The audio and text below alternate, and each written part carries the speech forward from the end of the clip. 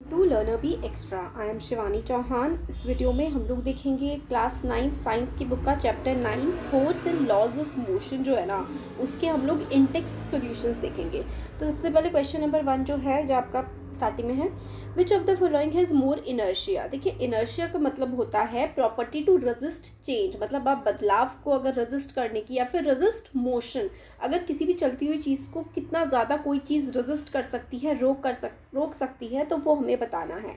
तो पहला है अ rubber ball and a stone of same size.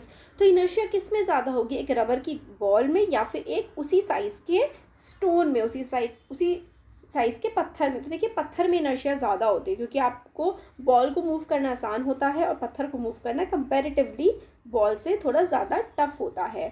तो इसमें हमारा ये हो जाएगा, स्टोन ऑफ सेम मास जो है उसको हिलाना थोड़ा ज़्यादा मुश्किल होगा, यानी कि उसकी इनर्शिया ज़्यादा होगी। अब बाइसिकल और ट्रेन, भैया आप बाइसिकल को, एक साइकिल को हिला सकते हैं या ट्रेन को, तो ऑब्वियसली ट्रेन की इनर्शिया ज़्यादा होगी।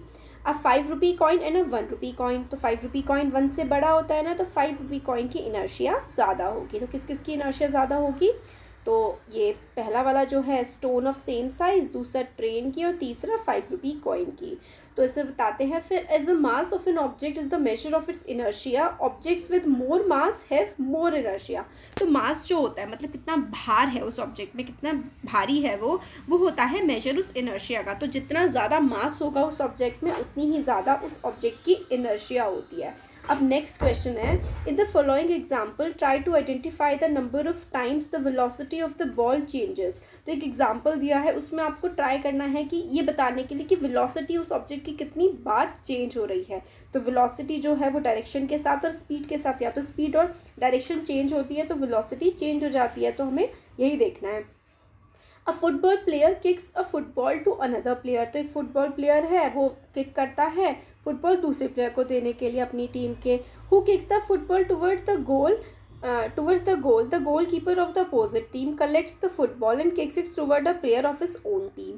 तो देखिए क्या हुआ, पहले इसमें एक प्लेयर था, उसने अपनी टीम के प्लेयर को फुटबॉल किक करी, फिर उसने क्या करा, जहाँ पे गोल कीपर के तरफ को करी, अपोजिट टीम के है ना, तो अपोजिट टीम के गोलकीपर ने बॉल पकड़ ली और अपनी टीम के प्लेयर की तरफ को बॉल उसने फेंक दी है। तो यहाँ पे हमें बताना है कि कितनी बार जो है वेलोसिटी चेंज हुई है, and also identify the agent supplying the force in this case. तो वेलोसिटी कितनी बार चेंज हुई है और किस एजेंट ने उनको फोर्स अप्लाई की है, फोर्स अप्लाई कहाँ से हुई है, वो हमें बताना है। तो देखिए, यहाँ पर हमें बोला गया है agent applying the force. Agent जो फोर्स को अप्लाई कर रहा है वो first player kicks the football, तो वो एजेंट है जिसने पहले फुटबॉल को किक किया, धक्का मारा, वो एजेंट हो गया जिसने फुटबॉल पे धक्का मारा है। तो वेलोसिटी फ्रॉम 0 टू कुछ एक टी पोजीशन या कोई भी जो है वेलोसिटी चेंज हुई है। सेकेंड टाइम जो दूसरे वाले फुटबॉल ने गोल की तरफ मारा है ना फुटबॉल को, तो वेलोसिटी फिर से चेंज हुई है। अब goal keeper collects the ball, अब गोल कीपर ने बॉल को पकड़ लिया है, यानी कि वेलोसिटी 0 हो चुकी है, और goal keeper kicks it towards a player of his team, तो फिर वेलोसिटी चेंज टेक प्लेस, तो वेलोसिटी चेंज हुई है। तो वेलोसिटी कब चेंज होती है, जब उसकी स्पीड या उसकी डायरेक्शन चेंज होती है, तो वेलोसिटी चेंज हो जाती है। तो यहाँ पर 4 बार वेलोसिटी चेंज हुई है, और अप्लाइंग फोर्स एक बार फर्स्ट प्लेयर, फिर सेकेंड प्लेयर, फिर गोल कीपर, फिर उसके बाद गोल कीपर जिसने उसको किक किया है, उससे जो है वेलोसिटी चेंज होती है। तो वेलोसिटी 4 टाइम्स, 4 बार यहाँ पर वेलोसिटी चेंज हुई है।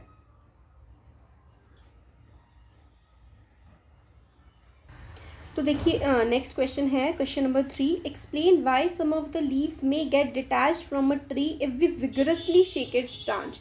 तो क्यों ऐसा होता है कि कई बार जो लीव्स होती हैं वो टूट जाती हैं किसी ट्री से, अगर हम लोग बहुत ही तेज़ से उस पेड़ की ब्रांच को हिलाते हैं।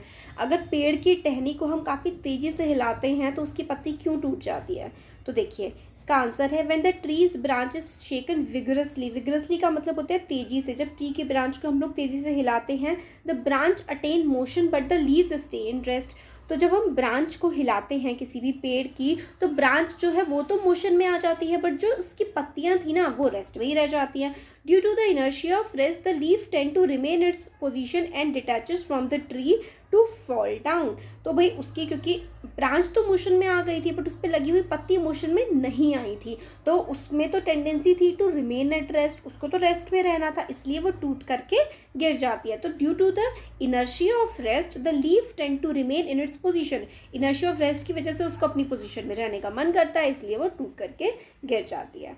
तो ये हो गया, ये हम लोगों ने सब कुछ चैप्टर में अच्छे से देखा हुआ है।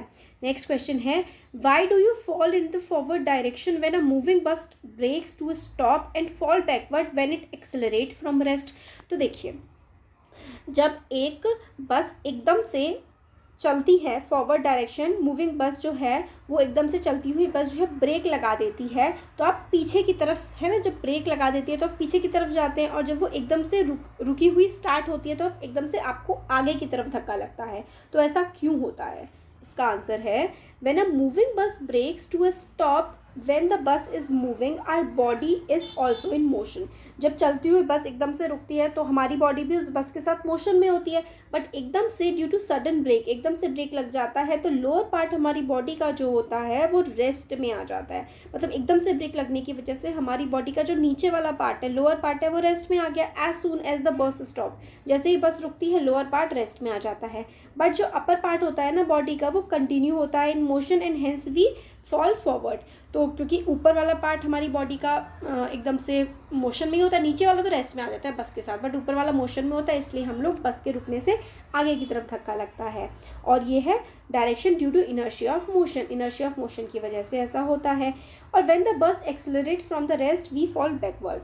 तो मतलब एक्सेलरेट का मतलब होता है चलना, जब वो रेस्ट से आगे की तरफ बढ़ती है तो हम पीछे की तरफ जाते हैं। तो इसका है, व्हेन द बस इज स्टेशनरी और बॉडी इज एट रेस्ट। तो जब बस स्टेशनरी होती है, रुकी हुई होती है, हमारी बॉडी रेस्ट में होती है। But when the bus accelerate the lower part of our body being in contact with the floor of the bus comes in motion.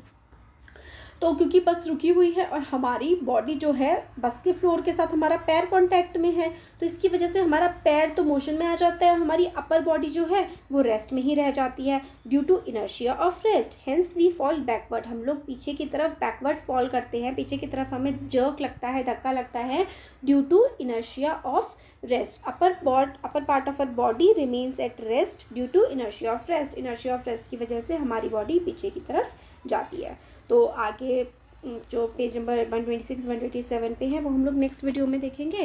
तो कैसा लगा वीडियो ज़रूर बताइए, अच्छा लगा तो लाइक करिए, चैनल को सब्सक्राइब करिए, अपने फ्रेंड्स के साथ इसको ज़रूर शेयर करिएगा।